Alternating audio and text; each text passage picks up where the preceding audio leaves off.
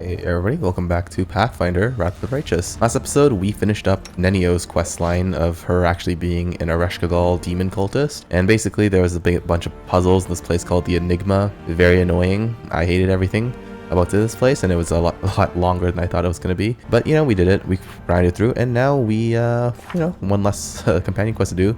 Only Lann's one and Finnean's one left for companion quests, and Pharasma's Wrath is gonna start popping off as well. So yeah, I think that's gonna be what we're gonna be doing this episode, and maybe we hopefully find Captain Steelkind sooner rather than later. That's the agenda for today. You hear the cold, emotionless voice of the Pillar of Skulls in your head. Master, Ziggurat has been attacked by spirits in Pharasma's service. The undead guardians are keeping those foes at bay for now, but they have no chance of victory unless you interfere. Our defenses will be crushed. Who attacked the Ziggurat? Large numbers of psycho pomps are storming the gates of the Ziggurat.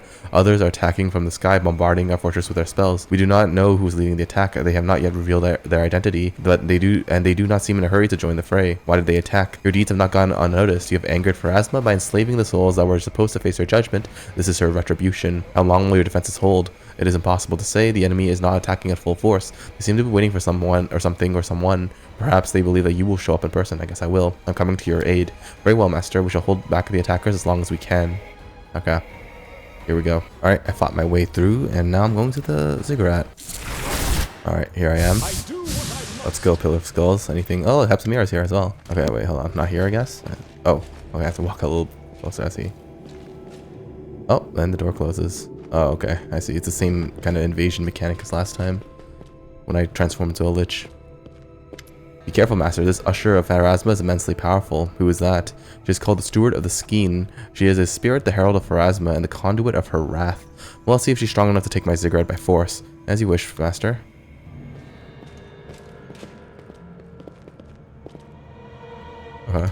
Oh, Steward of the Skeen. The deafening voice that addresses you from beneath the helmet cannot belong to a mortal creature.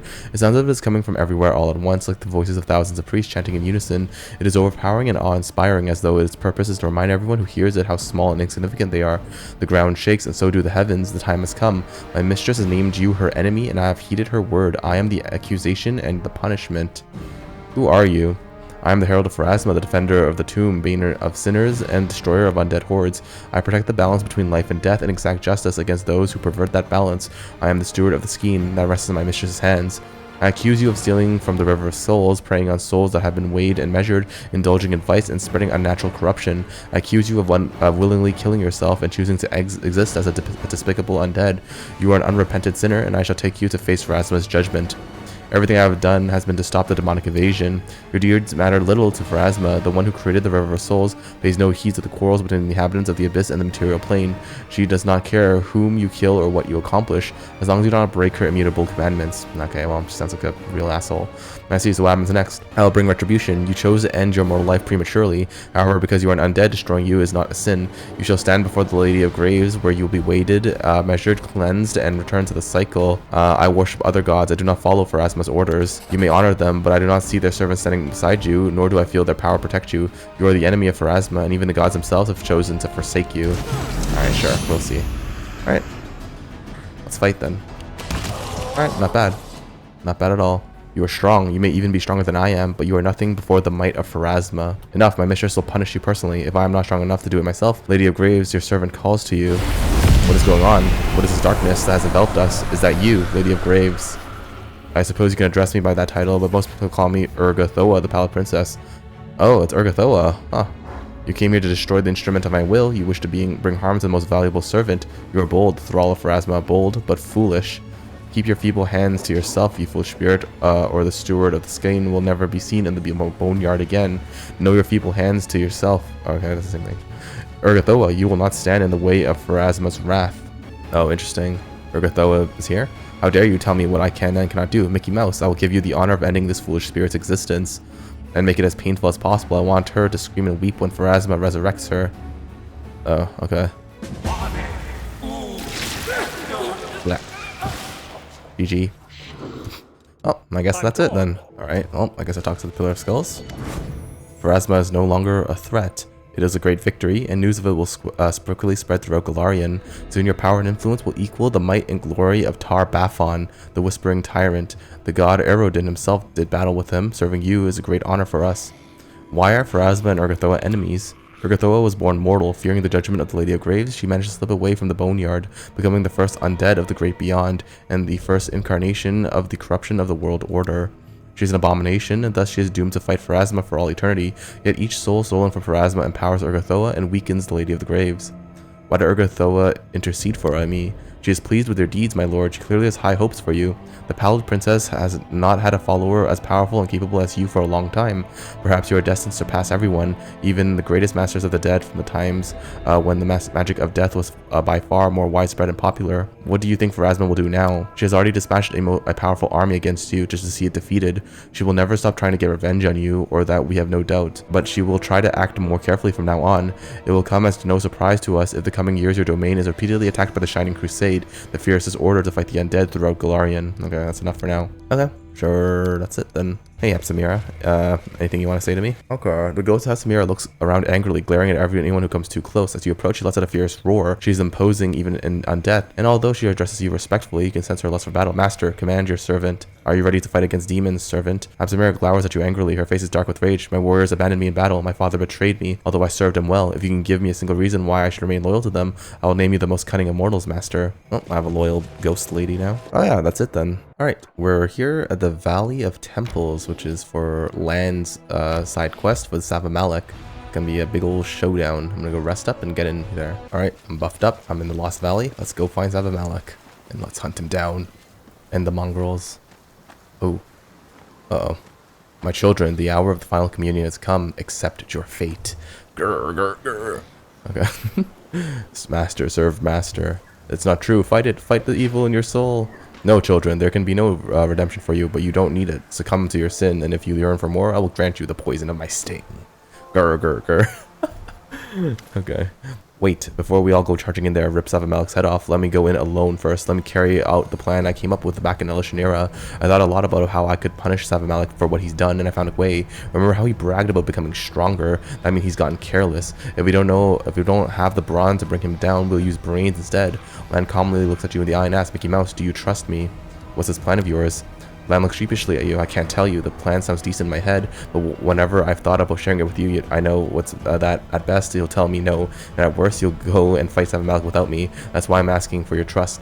No matter what it is I'm going to do, no matter what it looks like, I know the risk I'm taking. Okay, you're willing to risk your life and go it alone just for the sake of your personal vendetta? Or is it glory you're after? Lann grits teeth. It's not a personal vendetta, and it's got nothing to do with my ego. I know my days are numbered. I might have 10 years or so, but after that, even Iomade couldn't say, I don't have time to be going on hikes and sharing campfire tales. I've got to do something truly important before I die. Did you understand? To make my life mean something. I used to think that was truly important, was defending the wardstone, protecting the queen, that kind of thing. But now I understand that for me personally, it's about saving a tiny mongrel tribe that nobody's ever heard of. There'll be no song or books written about me, but the tribe will remember, and so will you. The people that are important to me won't forget about me, and I can't ask you any more for that. Alright, I can't ask you for more than that. Alright, I trust you. I trust you. Do what you need to do. Lann tries to smile. Thank you. That means a lot. Whatever happens to me, I won't let you down. Promise. Oh gosh. I'm down one member. Oh jeez. Defeat Savamelekh. Okay. Alright, let's do this, Savamelekh. Your days are numbered.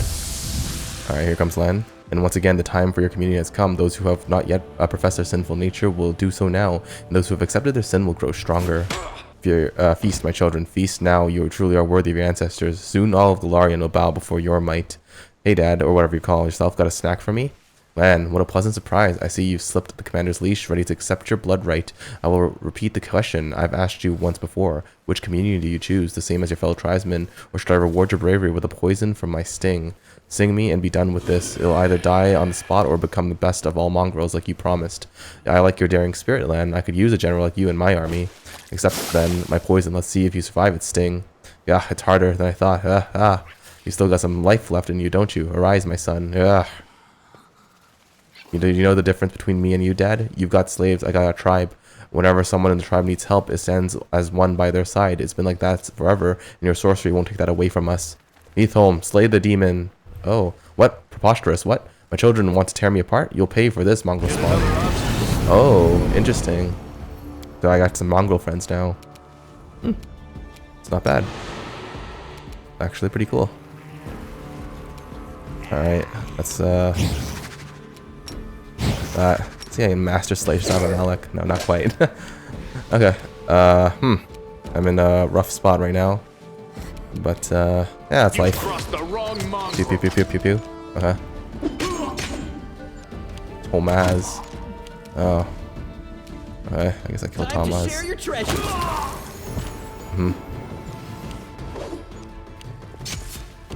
Okay. Nice. Taste of blood. And, exsanguinate. Oh, you're dead. Nice. That's good old GG then, I guess, huh? There you go. There you go. Looks like that's it. Not another mongrel will die today. Oh yeah. Look at that corpse. Or is there one mongrel who's about to get it after all? Alright, that was a heroic act in the name of your people. I'm proud of you. Oh, stop it. Actually, no, keep going. I need to practice keeping my blushes in check for when the tribe showers me with praise. And if I can't, I'll just make sure to turn the prettier side of my face to all my admirers. Lizards don't blush. Yeah, but you're a horned lizard, so it's alright. You know, I didn't think I'd survive. But, truth be told, I wanted to survive. I never expected to feel this way. I've always thought about how I would die a glorious death, and how I didn't need anything more than that. But when it came down to it, I suddenly realized I wanted to stay. With you. With our crazy crew, with the mongrels. Well, and to make my mom proud, too. And just to live a little bit longer. Oh, that's interesting. You've helped Lann to take care of his tribe and get used to his new role as chief. Oh, he's the chief now. And also, yes, Lann and his mom are friends now. That's good. So you tamed the demonic power and killed the owner of said power? I didn't expect such a devious trick from you. You think I actually wanted some demon to shove his sting in me? I took that risk for my tribe. To put an end to this once and for all. If I could pull this filth out of my body somehow, I'd do it right now. So you're part demon now. I don't know what I am now. But I don't feel like biting a chunk out of you. Just yet. We'll see how it goes when it's dinner time and I'm feeling hungry. Right. I doubt the mongrels are cleansed of corruption.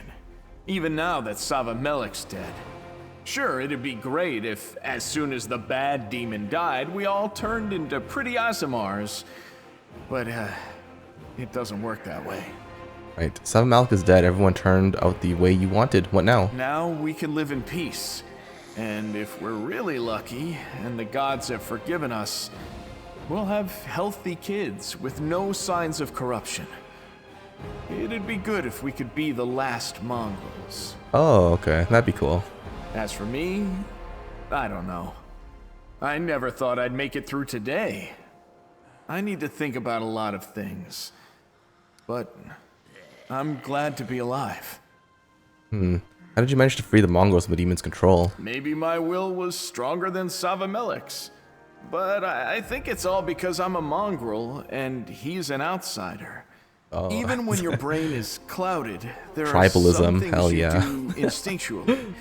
Our ancestors were crusaders after all, even though they strayed from the righteous path. Fighting demons is in our blood, and so is protecting Neathholm.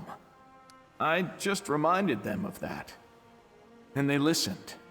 Well, it's time for us to get going. It is. Thank you, Commander. Mouse. If it weren't for you and everything you've done for me, I probably wouldn't have survived this fight. I wouldn't have had any reason to keep on living. But you turned everything in my life on its head. And it's the best thing that's ever happened to me. And my tribe too, I bet. Oh, that's nice. Glad to have a happy ending. Oh, where's he going? Oh, robust, corrupted mongrel brute. One of the mongrels approaches you. Lann, big brother, and you, Commander, thank you for not forgetting about us, and thank you for coming. We're going back to Dresden immediately to continue our service. This time, we won't disappear on you. Just try it. I'll drag you back myself. Lann laughs. You won't have any more excuses to skip town for a picnic in the ruins. Hell yeah. Well, I guess that's it then, yeah. Ah. What a day. What a day. Okay, I think this is it. Yes. Okay, secrets of creation done. Whew. Let's see what this says. Secret passage. Hopefully it's not another enigma. Jeez. I already killed Areshkagal. Please don't make me do it again. Alright. Oh no. Oh, here. Oh, it is Areshkagal. One most worthy, you are late. The Sphinx's voice is tranquil and unchanging. Her masked gaze stares out indifferently somewhere above your head. We've been waiting for a long time, but the age of the Earthfall has ended, and along with it, our patience. The secret's creation will remain unknown. Leave. Areshkagal, I've solved your puzzles. Reveal yourself. Who is here? You are not the one most worthy. You are not the one for whom we've waited. How dare you intrude into our lair and try to discover our secrets? I've solved your puzzles and now I want my reward. Your reward is intended for the one most worthy. You will not receive it. You should not have solved the puzzles. You should not have found your way here. You are a mistake. You don't seem to see me. Are you blind? The Sphinx remains silent for a while as if pondering her answer. We have been waiting here for far too long. We have fallen into disrepair. Okay, sure. Who are you waiting for here? We're waiting for the one who is most worthy, the one who will solve the puzzle, the one who refused to follow their kin, the one who survived the Earthfall. Oh, the storyteller. He's been waiting for the storyteller, the one to whom we give our mask and name as our avatar. Not for you. Okay, you know what? Screw it. Alright, yeah, screw it. I just killed her. I killed Areshkagal again. That's fine. Ancient ghost. You look at the ghost expectantly, but he is silent and motionless. He seems stunned, unable to comprehend what has happened. Then suddenly the ghost springs into action. With one swift motion, he grabs the mask and rips it off his face. This is the first time you see the ghost's face. He looks pale and haggard, but his dark eyes burn with stubbornness and strength. I've been imprisoned here by that cursed Sphinx for thousands of years, but now I'm finally free. There will be no more encounters with wandering travelers. I will never again have to lure them into a trap with a promise of great mysteries. I must reward you for my freedom, my adventurer. Although I have been dead for thousands of years, I was once a thief, and a good thief always has some loot stashed away. Take this as a token of my gratitude. You did not gain access to the secrets of creation, but you have given me the gift of freedom. I was once known as Kinney the Stubborn, the thief of secrets. Thank you for releasing me from my imprisonment. Wait, so you're Kinney the thief? You're the one who escaped the enslavement of the Cyclops and hid from them in the abyss. An elf called the Storyteller told me about you. He said you were his friend. Storyteller, I do not know anyone who knows by that name, but the ghost falls, silent, lost of thought. I believe I know the person you are talking about. He turns his face away, overcome with emotion. My friend, the one I betrayed. Can it be that he still lives? If what you say is true, I am sad that we will not have the chance to meet. My time in the material plane is coming to an end. I can feel my life slipping away. Why did you betray him? Why did you deceive him? Try to steal his secrets? It is difficult to explain, and I'm running out of time. The ghost bows his head. He hesitates for a moment, folding his arms across his chest before he continues in a low voice. He was obsessed with his rift experiments. Elves are accustomed to the idea of moving between planes and traveling to different worlds. After all, elves are not native to Galarian. They originated elsewhere. That is why elves find it so difficult to understand the disastrous consequences that can result from the opening of permanent rifts and portals. Of course, you know all about their such consequences. After all, you live in a world where the Worldwound already exists. But I was trying to prevent such a catastrophe. I implored my friend to stop what he was doing, and when I failed to convince him, I stole his secret notes and hid them where I thought no one would ever find them again. Your friend is alive. Is there anything you would like me to tell him?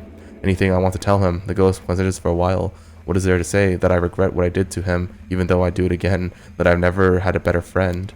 The ghost shakes his head and adds quietly, tell him that in all my life I never had anything more delicious than the spiced mulled wine he used to drink together in his tower, Now that you're no longer bound by the spell, can you tell me why you were captured? What purpose did you serve in Areshkagal's plan?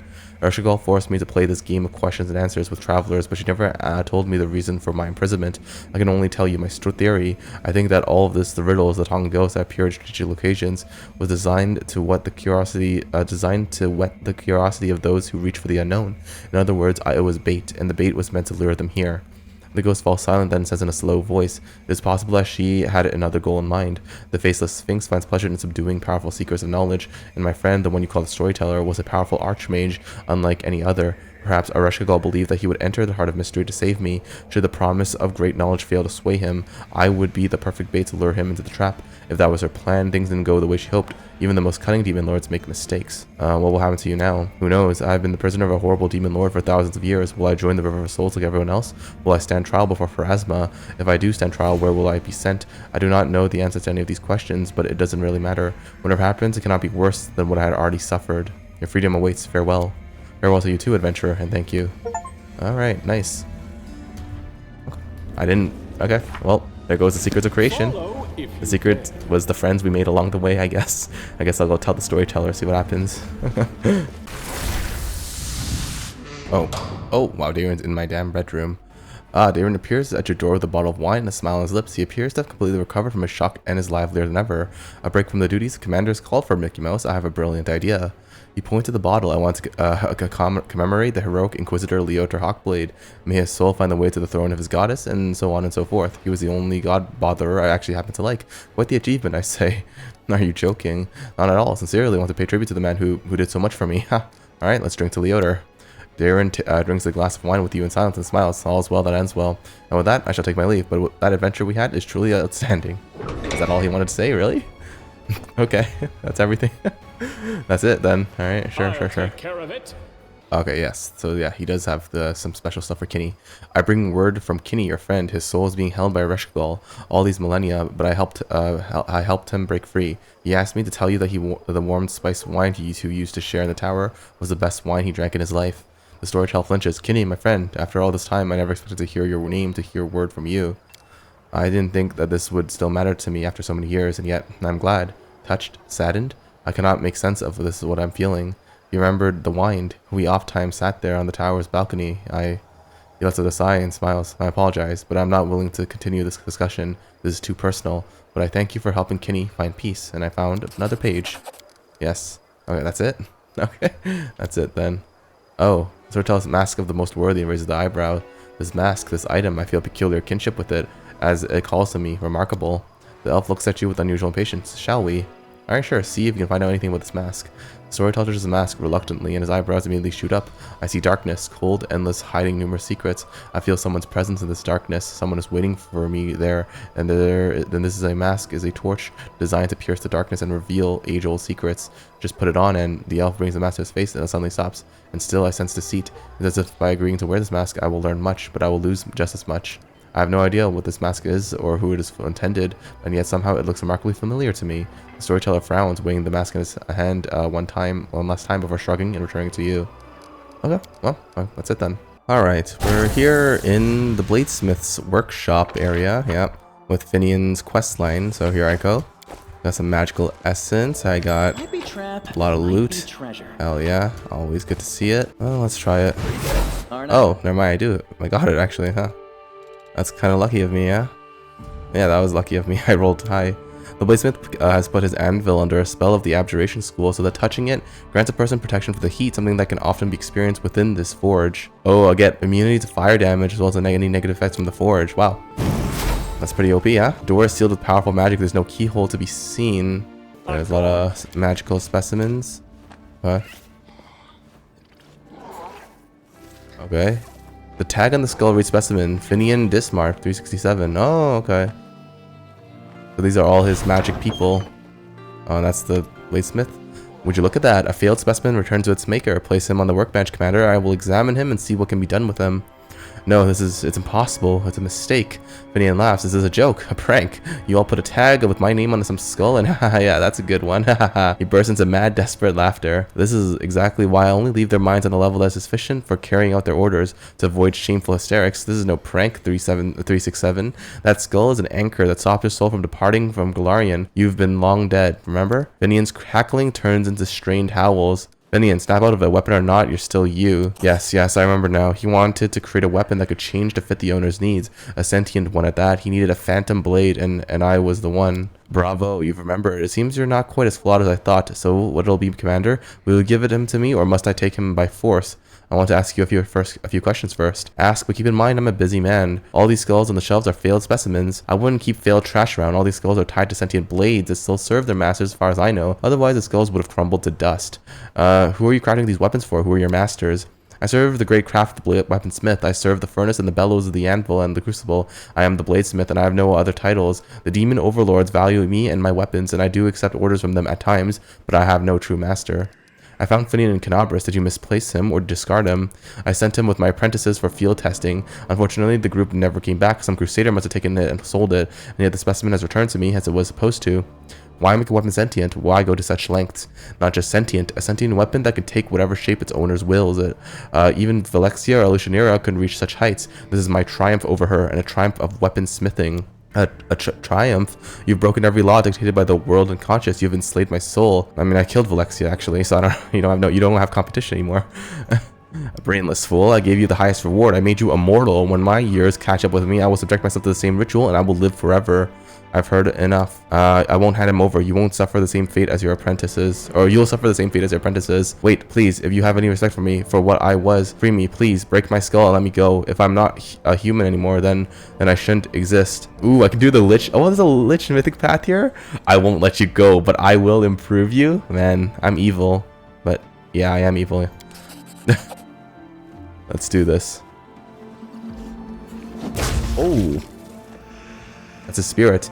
You break the skull and blue light begins to coalesce around it, drifting upwards. You sense Finnean's soul preparing to escape the weapon, but you forbid it. The power of the Master of the Dead holds Finnean's soul, erasing his personality, leaving nothing but sheer power that'll bring you victory. No, please don't. Soon Finnean's scream fade forever. Oh. Wow, I really am a bad guy. Wow. Stop, you're ruining my creation. Uh-oh. Am I gonna fight? Yet another I am. This enchanted weaponry. Oh, okay, Feast of Blood. Oh, okay, Feast of Blood only works on him because he's a human and these guys are not.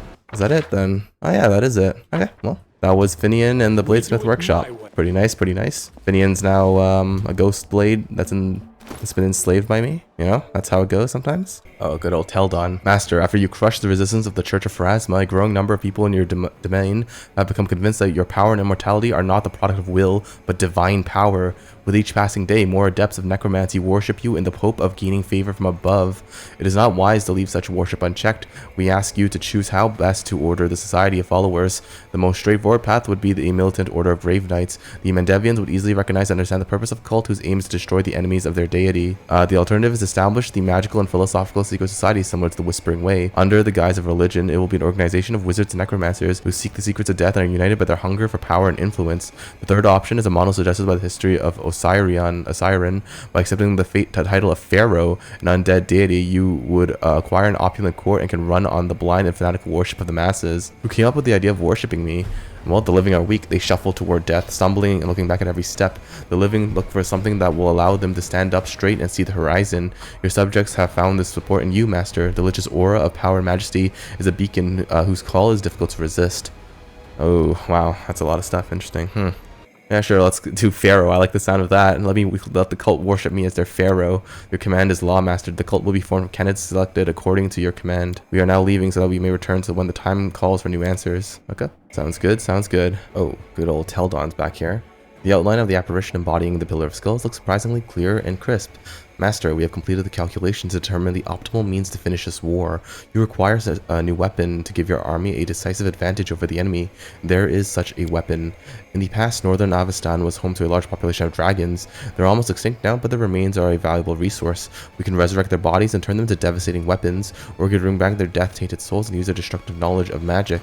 There is a third option. Our maker, Zacharias, explored the possibility of resurrecting demons, an act most consider impossible. It would require a large amount of dragon bones to complete his research, but we're confident we can finish his work and offer you an army of nightshades created from the bodies of deceased demons, reanimated as the undead. Tell me more about each option. Demons are immune to diseases from the material plane, but dragons are highly magical creatures, and their mortified flesh can spawn infections that are fatal to even extraplanar beings. We could refine the plague that lies dormant in the dragon's remains and transform the reanimated beasts into carriers of a plague that would only infect residents of the abyss. Ah, that's fun.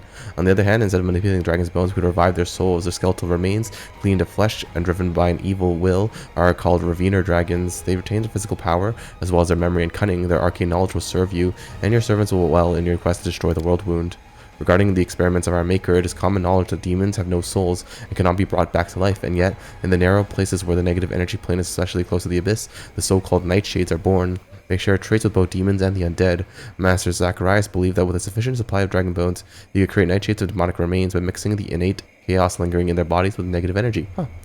That's pretty cool. You know, let's do, I think Raviner dragons make a lot of sense. Feed on fear. Yeah, sure. Let's give me some Raviner dragons. Yep. There we go. Cool, cool, cool. Got mythic reinforcements as an achievement. Good, good, good. The ghost bows respectfully, a foolish imitation of reverence from a past life, ingrained in the mind of the Pillar of Skulls. You no longer need such a display of loyalty as the will of your servants that has been replaced by your own. You feel every one of them, every undead soldier of the many you command, and every one of your puppet. A dark spark of your power flickers in every one of them.